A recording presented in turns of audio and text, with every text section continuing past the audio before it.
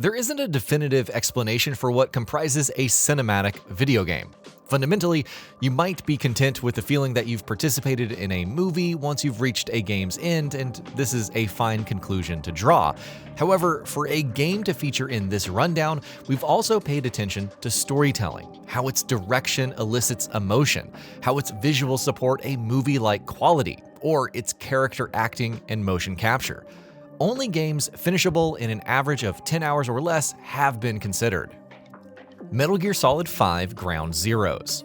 Serving as a prologue to Metal Gear Solid 5 The Phantom Pain, released the year after, 2-hour-long Metal Gear Solid 5 Ground Zeroes introduces fresh stealth and traversal mechanics, maneuvers that became staples in MGS5's proper release. Set a few months after Metal Gear Solid Peace Walker in 1975, Ground Zeroes follows Snake's infiltration of an American black site camp Omega as he attempts a daring rescue. Renowned for presenting newfound immersiveness to the series, the main complaint about Ground Zeroes is it was just too short.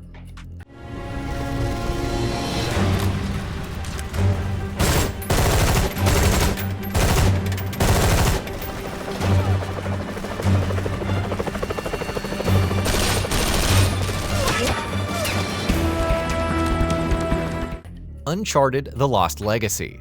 Play through any good action title of the last 15 years and you'll feel like you've played a starring role in a movie. So perfectly blended are the cutscenes and the playable action.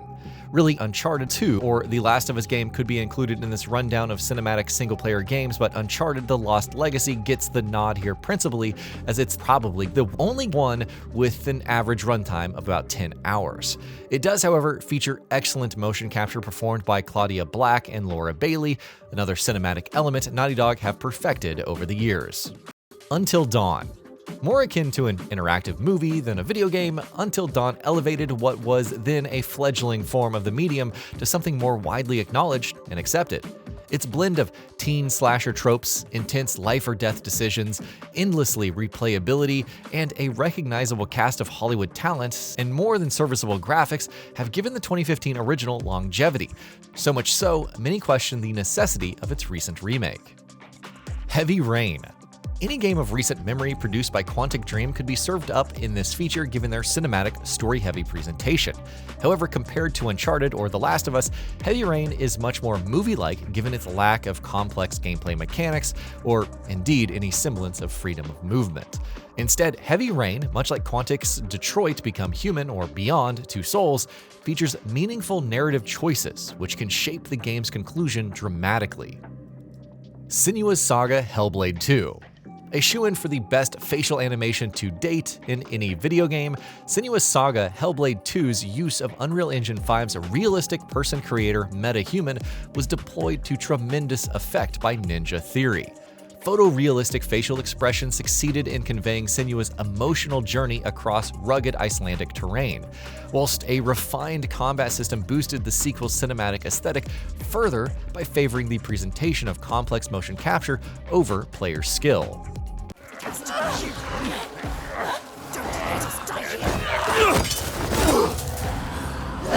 you pay!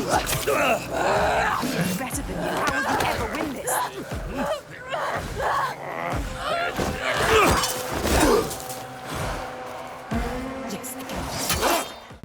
Quantum Break. Action-adventure delivered with both style and substance, Quantum Break presents a whistle-stop tour through the fabric of time told via flashy cutscenes and slow-mo action interspersed, as is the hallmark of Remedy Entertainment games, by live-action sequences performed by the game's actors. Quantum Break's interactive storytelling was maximized further by the game's characters interacting with player-made decisions within these integrated live-action episodes as well. The Order 1886. If there's a pitfall to an emphasis of cinematic cutscenes and movie-like production, it's the potential for freedom and control to be taken away from the player.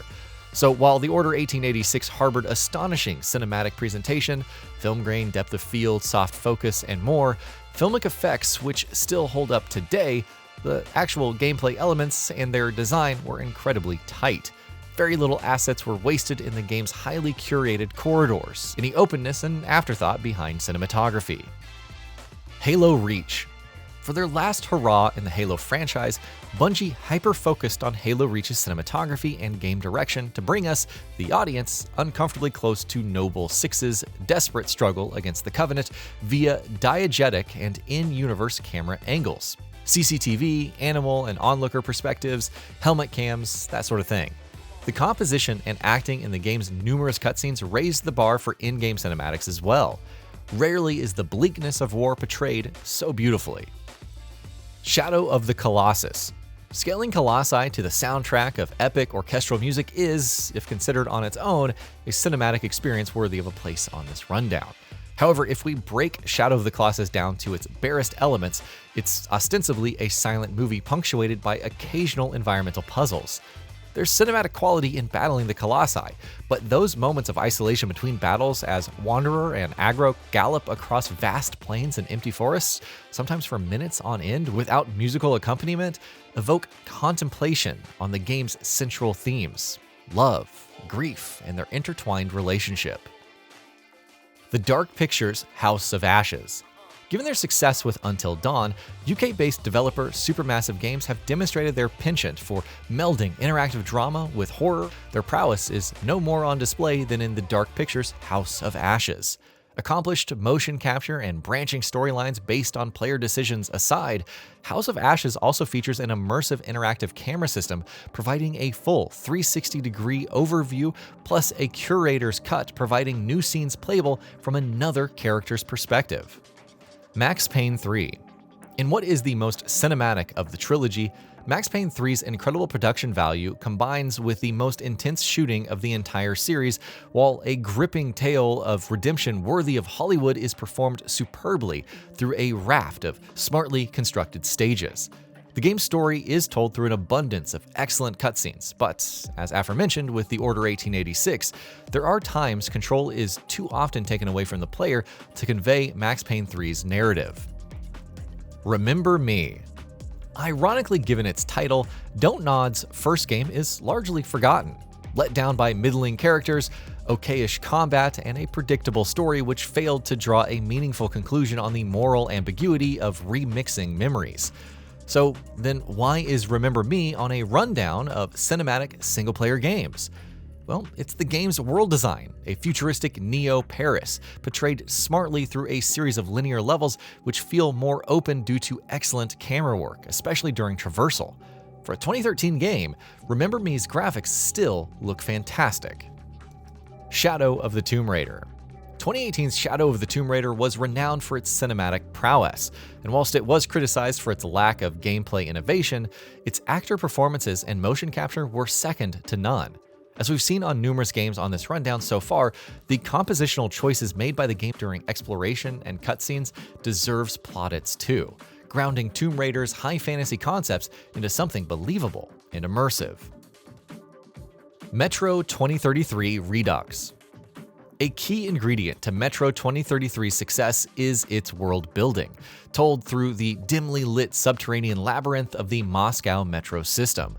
Coming 4 years later, Metro 2033 Redux revamps the game's graphics via improved lighting and character animations, while adding particle effects and dynamic weather, and the result was a thoroughly atmospheric experience, more so than many of its contemporary FPS titles.